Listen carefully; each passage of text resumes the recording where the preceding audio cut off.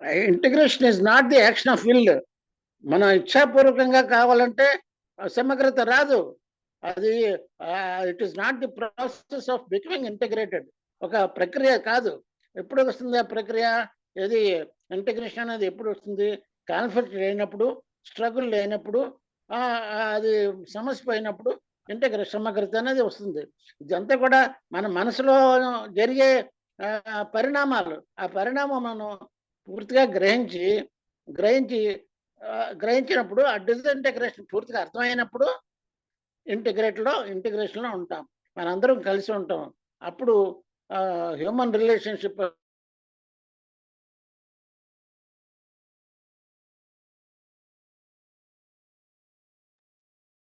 బాబాజీ గారు వినబట్టలే, అయిపోయిందా?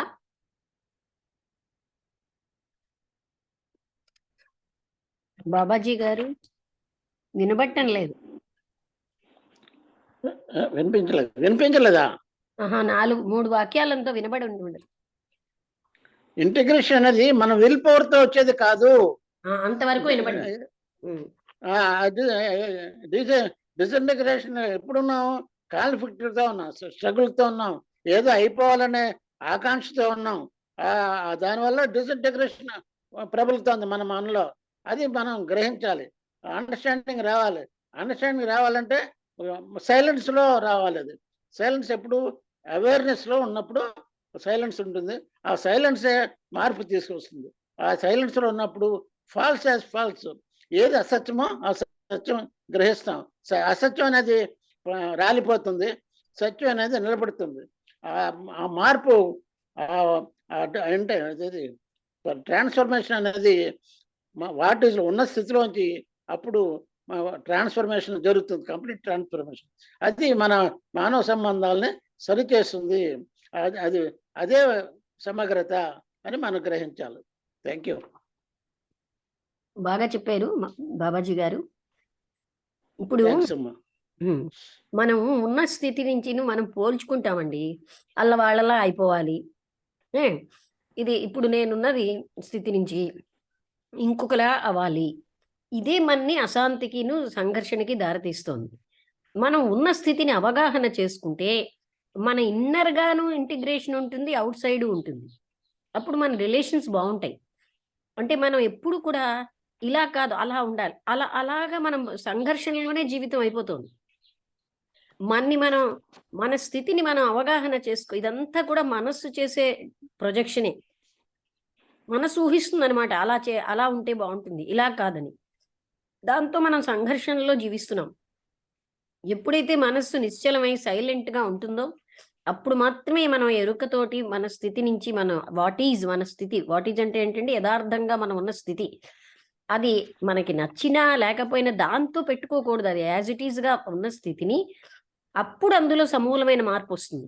అంతేగాని మార్పు తెచ్చేసుకోవాలి అని దానికి ఆపోజిట్ ఒక లక్షణంతో అది పెట్టుకుంటే వచ్చేది కాదు. ఆదర్శాల వల్ల రాదు. దానివల్ల అశాంతి, సంఘర్షణే మిగులుతోంది. మనం ఉన్న స్థితిని మనం అవగాహన చేసుకోవడంలోంచి అందులోంచి మార్పు సంభవం. ఇప్పుడు వసంతలత ఉందా లేదా? రాంబుద్రుడు గారు మీరు చెప్తారా?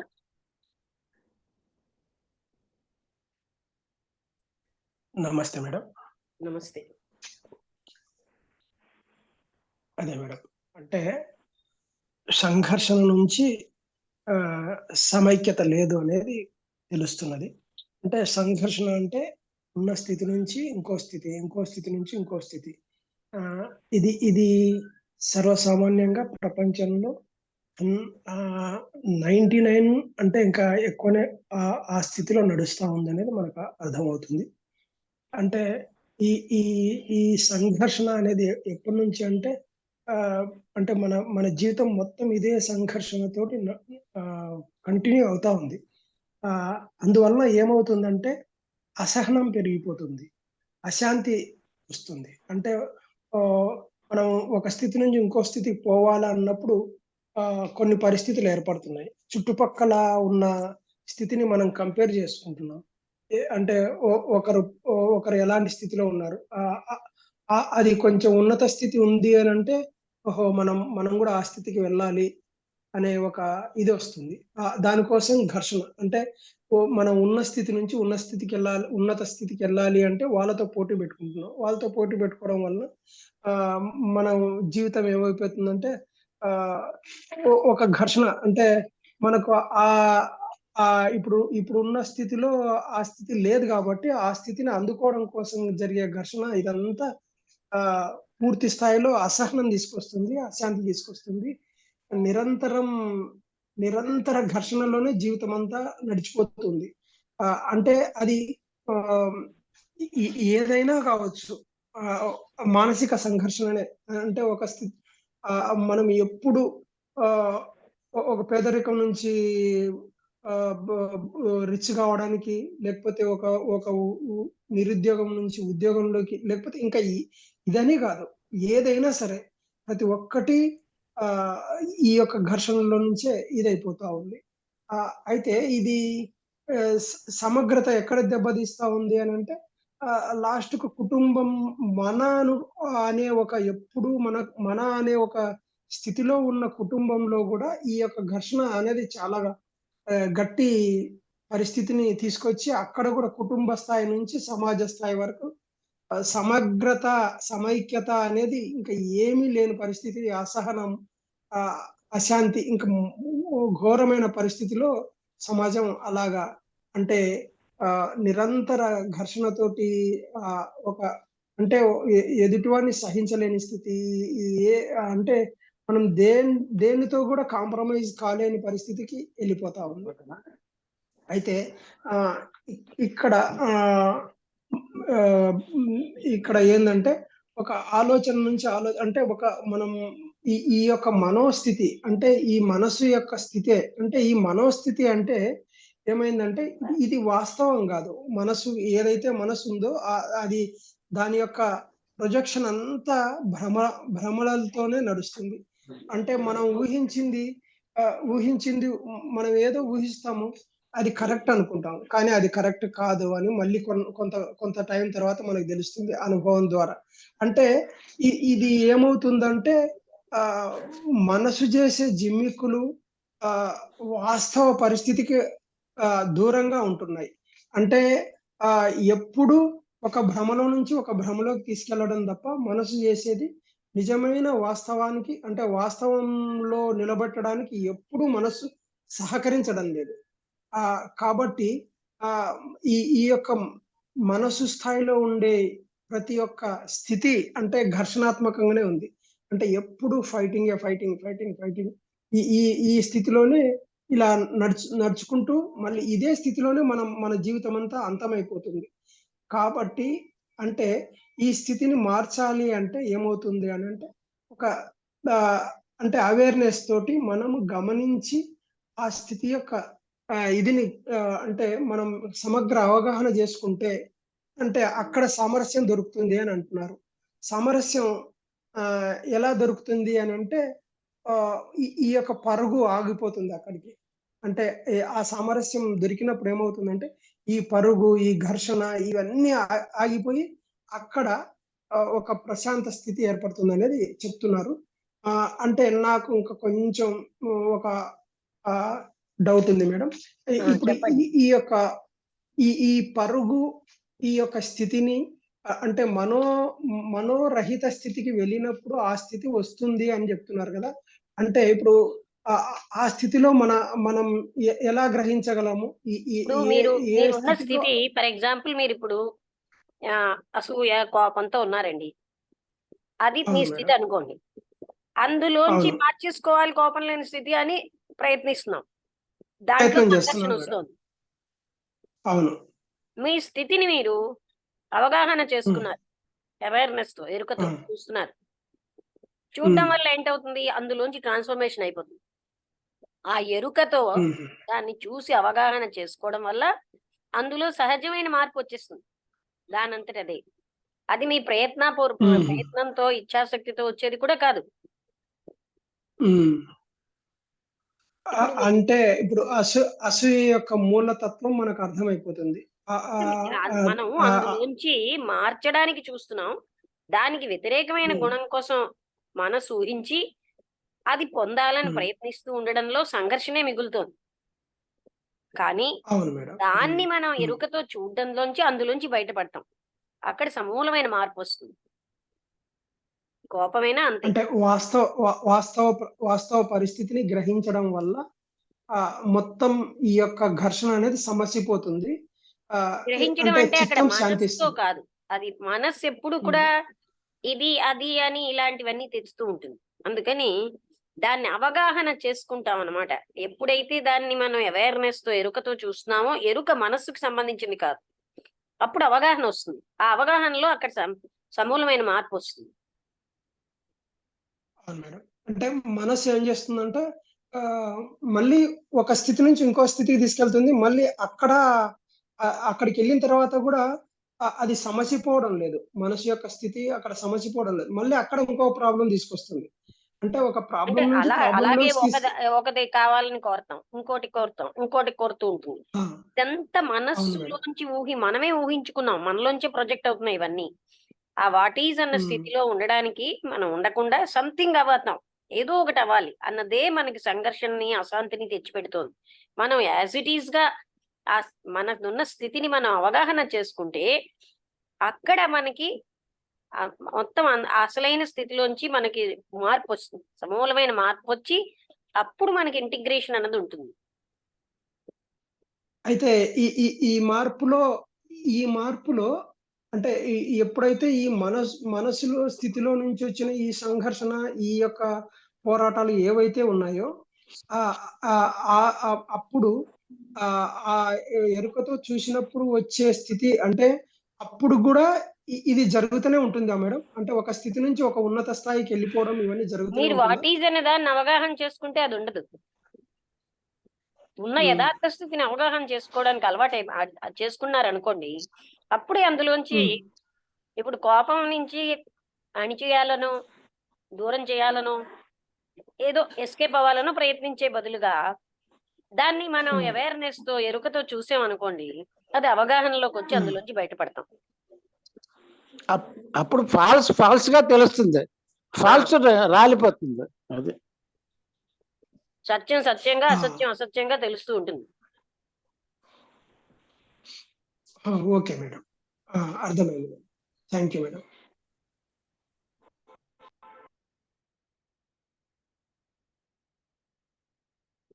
ఇంకెవరైనా మాట్లాడతారా? ఏమైనా సందేహాలున్నా అడగొచ్చు.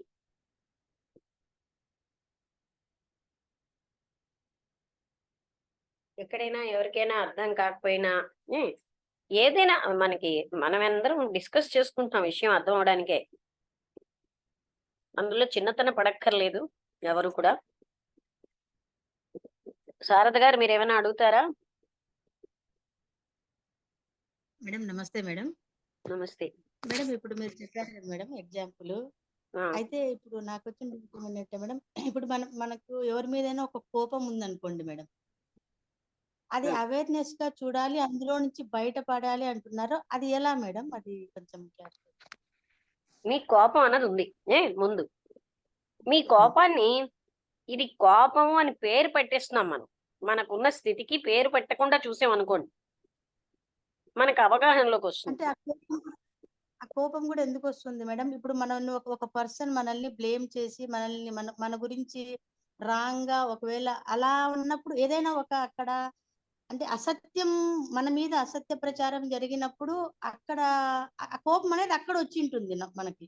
అంటే మన పట్ల కొంచెం దాని ఊహాత్మక చిత్రం ఉంది. మనం చాలా ఆ! గొప్పవాళ్ళమని, మంచివాళ్ళమని మనకేదో ఒక భావన ఉంది మన పట్ల. ఆ భావన దెబ్బతింది. అవును మేడం. అది కూడా మనస్సు కల్పించిందే కదా! హ్మ్. అవునవును మేడం. సరే. అయితే అవును. ఇదంతా ఊహాత్మక చిత్రంలో జీవిస్తూ ఉంటాం. అయితే అవును ఆ మేడం. కోపాన్ని అవగాహన చేసుకునే మనం ఎప్పుడు చెయ్యమండి. మనం దానికొక పేరు పెట్టి దాని నుంచి పారిపోదాం.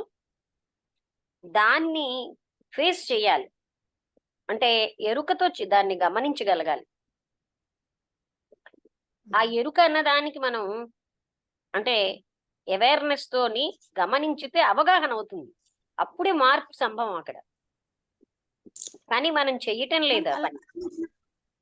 అలా అవేర్‌నెస్‌తో మనం అలా గమనించినప్పుడు అక్కడ అసత్యము అన్నది అసత్యము అన్నది మనకు తెలుస్తుంది, కానీ అంతకంటే డెప్త్ ఎలా పోగలం మేడం? మీరు అలా అది కాదు, ఇక్కడ మీ మనసు ఊహిస్తోంది కదా, మనస్సు లేని స్థితిని మనసు ఎలా ఊహించగలదు? మీరు ఒకసారి ఆ విధంగా మనస్సుని నిశ్చలం చేసి ఎరుకతో చూస్తే మేడం అప్పుడు అవగాహనలోకి అవును. అప్పుడు తెలుస్తుంది కదా. అవునవును.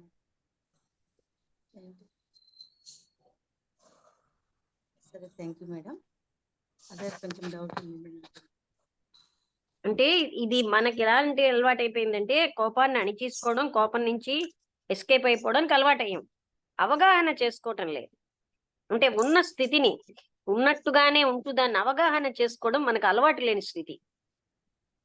ఇది నిజంగా అవును మేడం. అంటే కృష్ణమూర్తి గారు మనకు చాలా ఉపకారం చేస్తున్నారు ఈ విషయంలో. ఎందుకంటే మనని మనం చూసుకోవడం అన్న స్థితిని మనం ఎప్పుడూ చెయ్యం. దానికి కారణాలు వెతుకుతాం, అది రైట్ అంటాం, కాదంటాం, ఖండిస్తాం, జస్టిఫై చేస్తాం, ఈ పనులే చేస్తూ ఉంటాం. అవును మేడం. ఎప్పుడు మన మనసు పక్షపాతంగా నేను మాత్రం రైటు అంటే అని చెప్తూ ఉంటుంది. ఇవన్నిటితోటే మన సంఘర్షణ ఎక్కువైపోతుంది. అవును.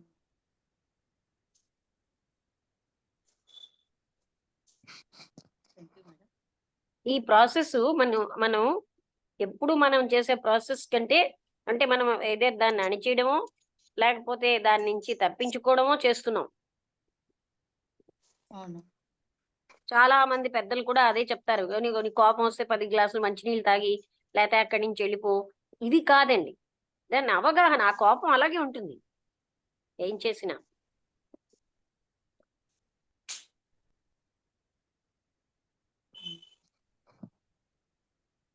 దాన్ని అవగాహన చేసుకోవాలి.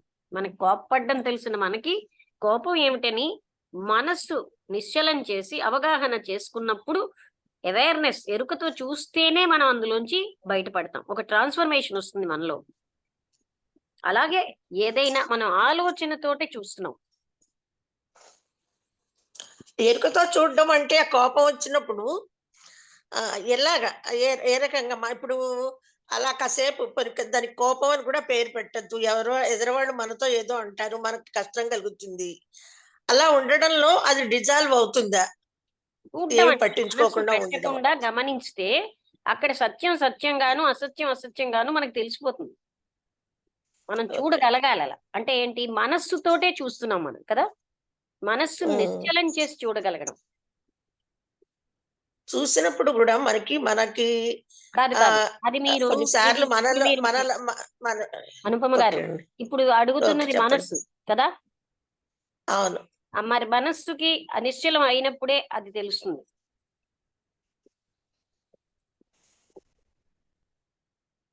మనకి అలవాటు లేక మనస్సు నిశ్చలం చేసి తప్పించేసుకోవడమో లేకపోతే పారిపోవడానికి అలవాటు అయిపోయాం.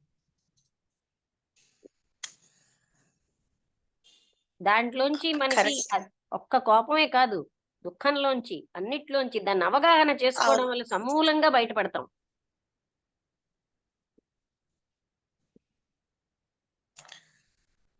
ఓకే.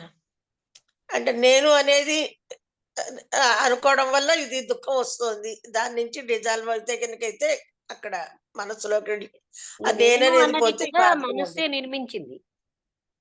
అదే ఇప్పుడు ఈ దుఃఖానికి కారణం ఏంటంటే వాళ్ళు నన్ను అన్నారు, చేశారు, అక్కడ మళ్ళీ నన్ను అంటే చూడండి, ఇదంతా ఆలోచన రేంజ్.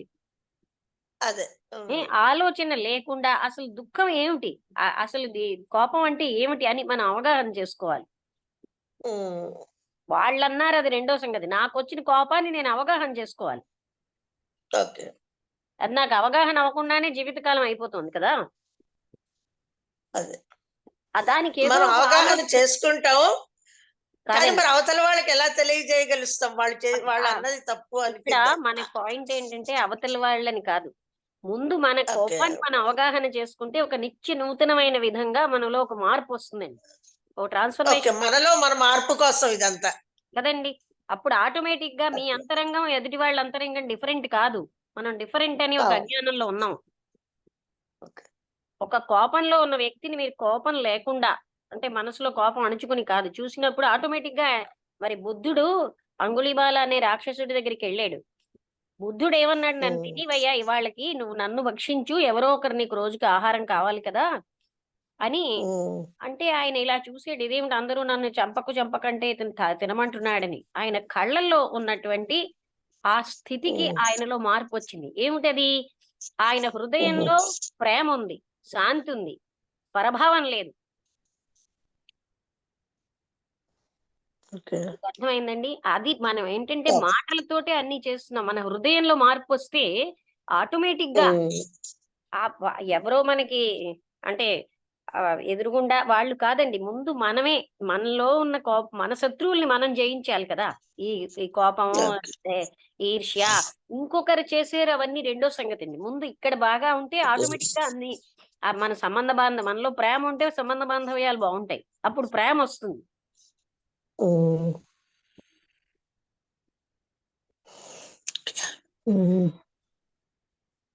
ఎందుకంటే మన అందరి అంతరంగము ఒకటే, కనెక్షన్ ఉంది అందరికి. అందుకే కృష్ణమూర్తి గారు ముందు ట్రాన్స్ఫర్మేషన్ మనలో రావాలంటారు. మన కాన్షియస్నెస్ లో ట్రాన్స్ఫర్మేషన్ వస్తే ప్రపంచ కాన్షియస్నెస్ లో ట్రాన్స్ఫర్మేషన్ వస్తుంది. అంటే ఇది అది వేరు కాదు.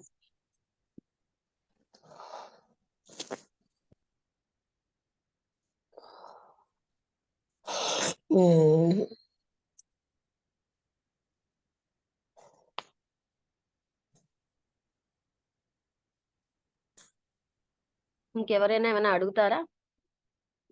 అవగాహన చేసుకోవడం చాలా అవసరం అండి. ఎందుకంటే అవగాహన అవుతున్న కొద్దీ ఒక ఆనందం ఉంటుంది మన లైఫ్ లో కూడా. ఎప్పుడైతే అవగాహన అయిందో అది యాక్షన్ లోకి వస్తుంది. అంటే మేడం ఇప్పుడు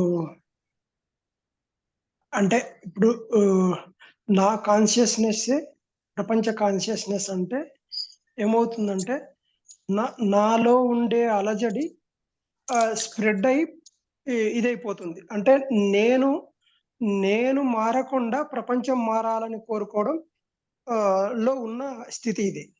అంటే నేను మారను, ప్రపంచం మారాలి, ప్రపంచం ప్రశాంతంగా ఉండాలి, నేను నావన్నీ అట్లే ఉంచుకుంటాను. రాజకీయవేత్తలు చేసే పని.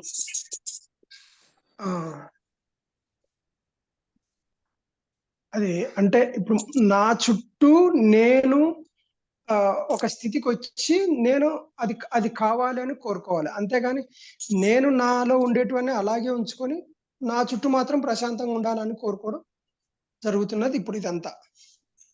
అది వదిలేయండి. మనం ఏంటంటే మనని అవగాహన చేసుకోవాలి. ఏమంటారు? ఇంకొకళ్ళ సంగతి వదిలేండి. ఇంత మనం తెలిసి మన అవగాహన చేసుకుంటున్నామా అనేది అక్కడ అవసరమైన విషయం.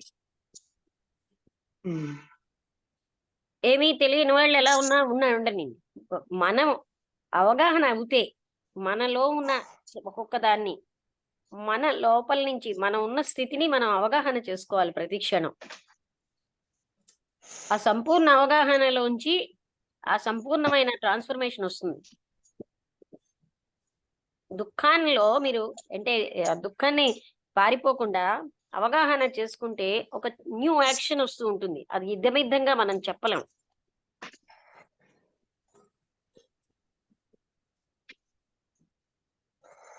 దుఃఖమే కాదు, కోపమే కాదు, ఏదైనా అంటే మనం ఏం చేస్తున్నాం అంటే అణిచిపెట్టడానికి అలవాటైపోయాం, నిగ్రహించడానికి అలవాటైపోయాం, కంట్రోల్ చేయడానికి అలవాటైపోయాం, అవగాహన చేసుకోవట్లేదు.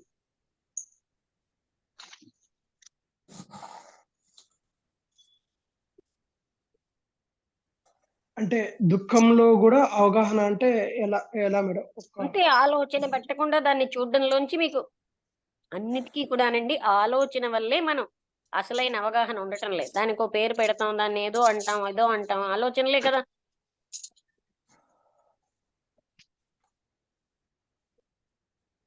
ఆలోచన లేకుండా గమనించడం.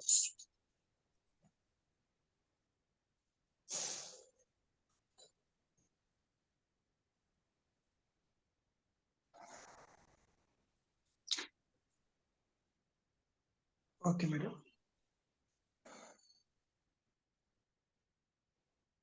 ఇంకెవరైనా ఏమైనా ప్రశ్న వేస్తారా? భార్గవి గారు ఉన్నారు,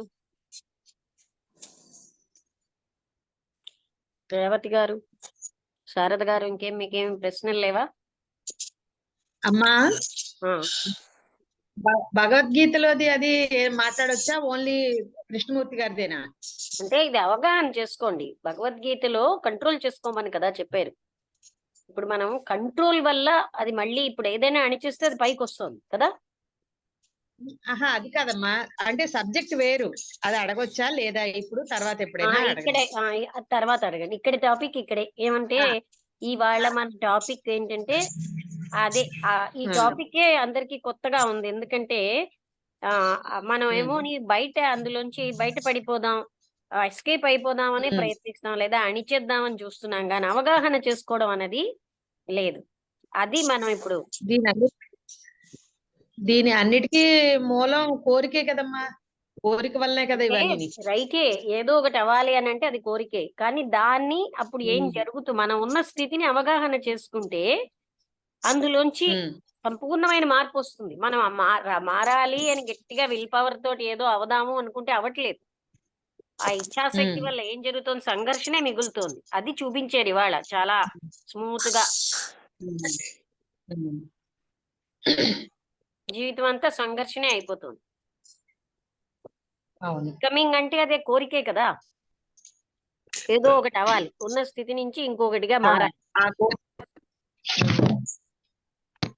ఆ కోరిక వల్లే ఇంత సంఘర్షణ, ఇంత అలజడి ఇదంతా.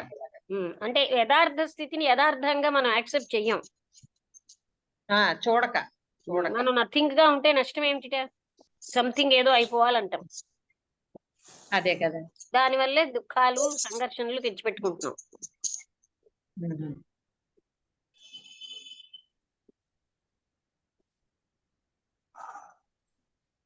ఇలాగా ఫైనల్ గా మన ఆత్మస్థితి, మనదైన మన స్థితిని, ఆ సత్యాన్ని కూడా మనం యథార్థతలోంచి సత్యానికి వెళ్ళగలం.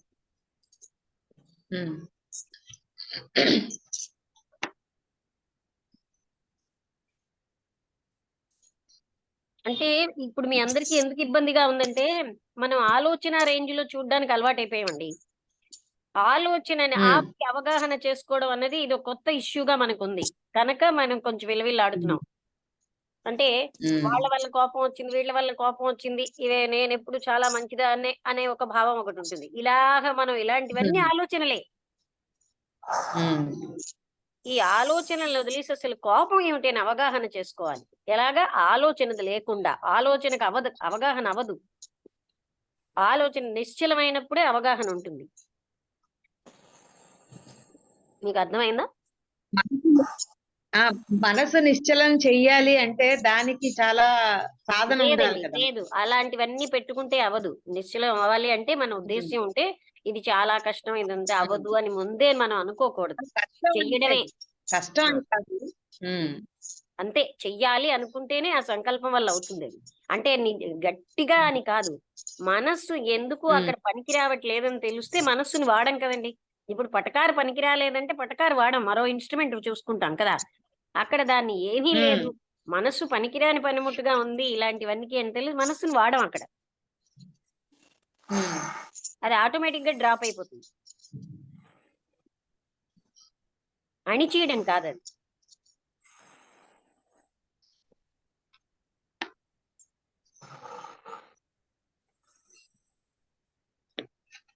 సరే అమ్మా. అంటే మీరు చూడండి ఈ విధంగా. అంటే మనం ఎప్పుడు కూడా ఆలోచన మీద ఆలోచన పెడతాం. కోపాన్ని అవగాహన చేసుకోవడానికి, దుఃఖాన్ని అవగాహన ఆలోచనలే పెట్టుకోవడం అలవాటు అయిపోయాం. కానీ అవన్నీ ఆలోచనలే. ఆలోచనతో అది అవగాహనలోకి రాదు. ఇంకా ఏంటంటే మన పట్ల మనం పార్షియల్ గా ఉంటాం. మన దుఃఖానికి, మన బాధకి ఇంకెవరో కారణం అంటూ ఇలాంటి ఆలోచనలు ఎక్కువ రాణిస్తూ ఉంటాం. వాటి వల్ల ఏమిటి లాభం? ఒక ఆలోచన, ఇంకో ఆలోచన, ఇలా సంఘర్షణలే మిగులుతాయి.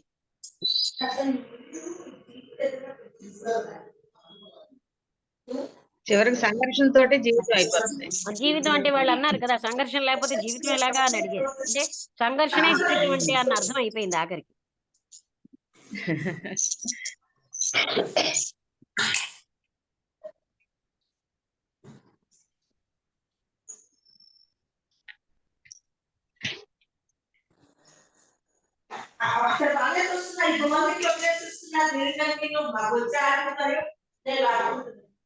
అనుపమ గారు మ్యూట్ చేయండి. ఇక్కడ వరకు ఇక్కడ వదిలేస్తున్నారు ఏంటండి? సరే అమ్మా, థ్యాంక్ యూ ఓకే అమ్మా.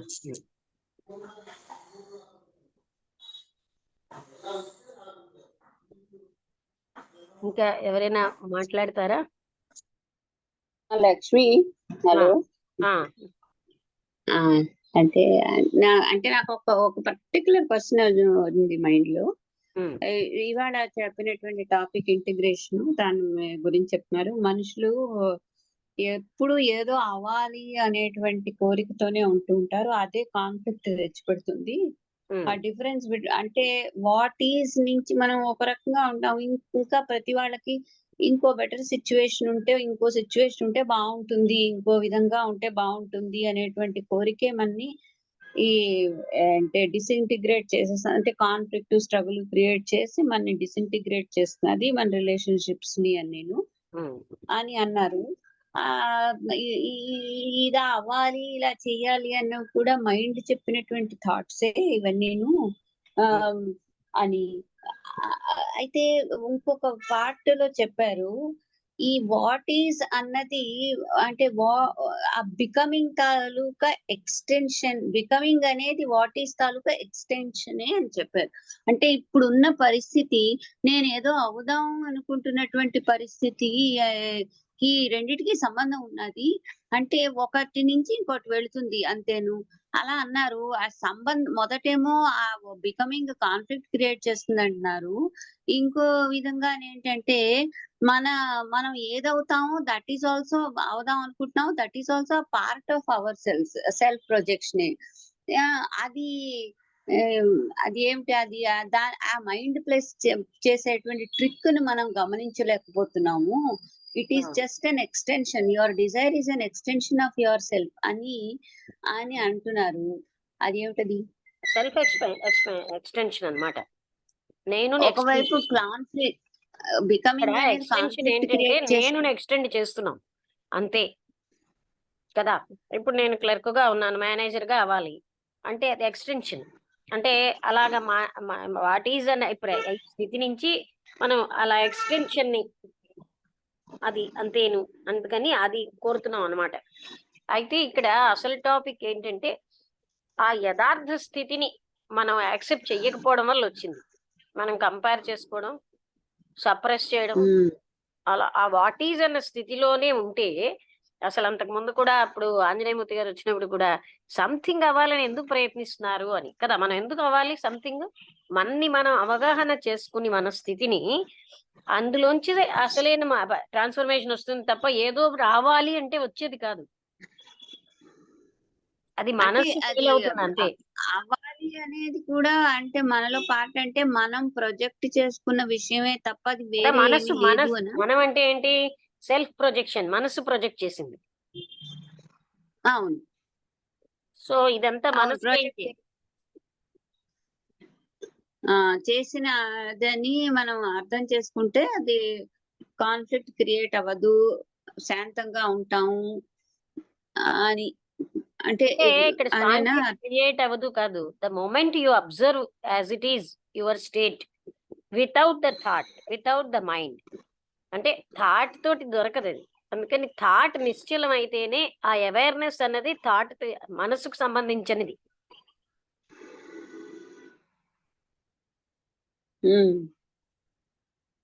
అప్పుడు అవగాహనకు వస్తుంది.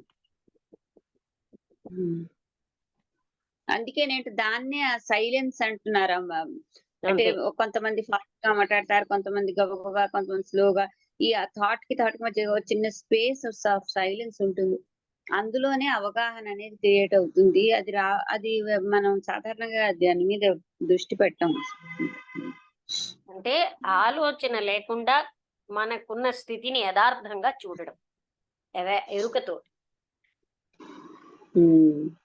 సాధారణంగా మనం ఏదో అవ్వాలి అనేటువంటి ఐడియాసే మనకు బుర్రలో ఉంటాయి.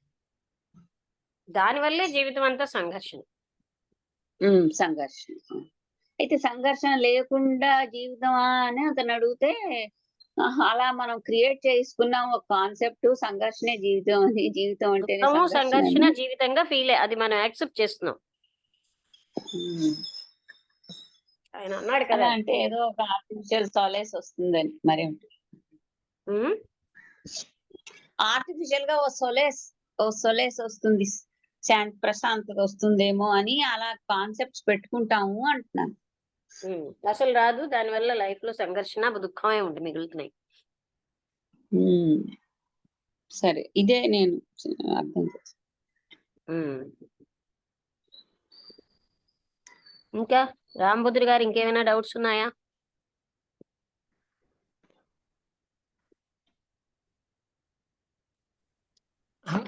లేవు మేడం. Okay madam. శారద గారు అవగాహన అయిందా? అంటే అది మీరు చెప్పారు కదా మేడం, దాన్ని క్యాచ్ చేసి దాని ద్వారా ఆలోచిస్తాను మేడం. ఇప్పటికైతే ఇంకా క్యాచ్ కాలేదు, కానీ మీరు చెప్పారు కదా అక్కడ ఎస్కేప్ అవ్వకుండా నేను నాలో జరిగింది కూడా ఎస్కేప్ అవుతున్నాను. ఎస్కేప్ అవ్వడం వల్ల మళ్ళీ రిపీటెడ్ గా అది వస్తుంది. కాబట్టి ఆలోచన దాంట్లో కరెక్ట్ గా ఆలోచిస్తే బయటపడొచ్చు అని తెలుస్తుంది మేడం. ఆలోచన కాదు, కరెక్ట్ ఆలోచన రాంగ్ ఆలోచన కాదు, ఆలోచననే ఆపాలి. మరి అది అర్థమయ్యేది ఎలా మేడం అలాంటప్పుడు? దాన్ని లక్ష్యం ఉన్న మీ మనసులో ఈ ఆలోచన ఏమి పనికి రావట్లేదని మీకు అవగాహన అయినప్పుడు ఆలోచన రాదు అక్కడ. అదే నేను చెప్పాను, మనం పనిముట్టు వాడుతున్నాం, పనికి రావట్లేదు అన్నప్పుడు దాన్ని పడక్కన పడేస్తాం. ఈ ఆలోచన అవును అన్నది మేడం. ఒక పనిముట్టే. ఇక్కడ పనిముట్టు కాబట్టి పక్కన పడేస్తున్నాం మేడం. ఒక పర్సన్ అయినప్పుడు మనకి రిపీటెడ్ గా కనిపిస్తుంటాడు, లేకుంటే ఎవరి వల్ల వినిపిస్తుంటారు కదా మేడం అలాంటివి. ఏంటండి? ఇప్పుడు మీరు అన్నట్టు ఒక పనిముట్టు, ఒక ఇన్స్ట్రుమెంట్ అయితే మనం పక్కకు ఇది పడేస్తాం, దాన్ని అది మళ్ళీ మన మైండ్ స్థూలమైనది, లోకి రాదు. ఇది సూక్ష్మమైనది. ఎందుకంటే మనస్సుతో సాధించలేమన్నప్పుడు ఇంకా ఆలోచన పెట్టకపోవడమే బెటర్ కదా. ఆలోచన అక్కడ స్తంభించడం ఆటోమేటిక్ గా అది ఏం చెయ్యలేదన్నప్పుడు అది నిశ్చలం అయిపోతుంది. అవును మేడం. కొంచెం ఇంకా అంటే కరెక్ట్ గా కాలేదు, నేను కొంచెం అంటే మనం ఇంతవరకు చూస్తాను మేడం. చెయ్యలేదు గనక ఇలా అనిపిస్తోంది. మనం మళ్ళీ మరో అది ఆలోచనతోటి పెడతాం, ఇంకొక ఆలోచన సబ్స్టిట్యూట్ చేస్తూ ఉంటాం అక్కడ. అందుకని మీకు అది ఇబ్బందిగా ఉంది ఇప్పుడు. అవునవును. నిన్న చెప్పింది కూడా మీరు అది అది కూడా నాకు నిన్న కొంచెం ఇది క్లాస్ లో కాలేదు, కానీ మళ్ళీ నిదానంగా ఆలోచిస్తే అర్థమైంది మేడం. అంతే అంతే. అలా ఇది అంటే అంతే మేడం. ఇది మనం హ్యాబిచువల్ గా ఏం చేస్తాం, we are right the others are wrong అని మనం సరిపుచ్చుకోవడానికి అలవాటు అయిపోయాం. అది కూడా ఆలోచనే కదా. అవును అవును అవును మేడం. అది కొంచెం చూస్తాను madam. Thank you very much. అదే మీరు చెప్పింది అట్ ఏ టైం అర్థం కాకపోయినా నాకు కొంచెం అది మీరు ఏదో సంథింగ్ ఒక టర్నింగ్ అనేది ఇస్తున్నారు, ఆ టర్నింగ్ ద్వారా నాకు మెల్లిగా అర్థమవుతుంది మేడం. అట్లా అది తెలుస్తుంది. నిన్న కూడా నేను అది డస్ట్‌బిన్, డంప్యార్డ్ అవన్నీ చెప్పాను. అది మీరు ఎక్స్‌ప్లనేషన్ పోతున్నారు. అది మళ్ళీ నిదానంగా ఆలోచిస్తే నాకు మళ్ళీ అర్థమైంది మేడం. అలా అంటాను. అది మరి అంతే కదా, అంటే దాన్ని మనం మళ్ళీ నేను ఎక్స్‌ప్లెయిన్ చేసి మళ్ళీ నేను దీంట్లో వెళ్ళాను. అక్కడ ఆలోచన అసలు అది రేంజ్లో అవసరమే ఉండడానికి లేదు. అలవాటు అయిపోయాం కనుక ఏదో కష్టంగా అనిపిస్తుంది, అవునవును. అంతకంటే ఏం లేదు. అవును, కరెక్ట్ మేడం. మన నిదానంగా అందరికీ ఇది ఆలోచిస్తే సాధ్యమే. అవును మేడం. ఓకే అండి. ఇంకా ఏమి సరే, డౌట్స్ థ్యాంక్ యూ వెరీ ఉన్నాయా? మచ్. భార్గవి గారు ఏం మాట్లాడటం లేదేంటి ఇవాళ?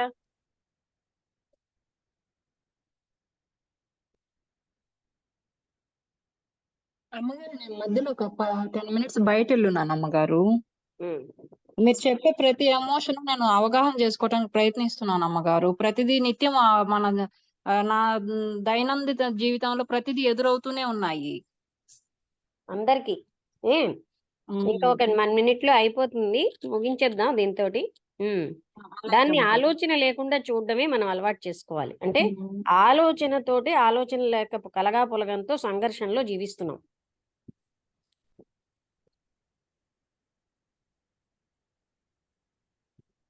అర్థమైందా భార్గవి గారు? అర్థమవుతుంది అమ్మగారు. ఎరుకతో జీవించితే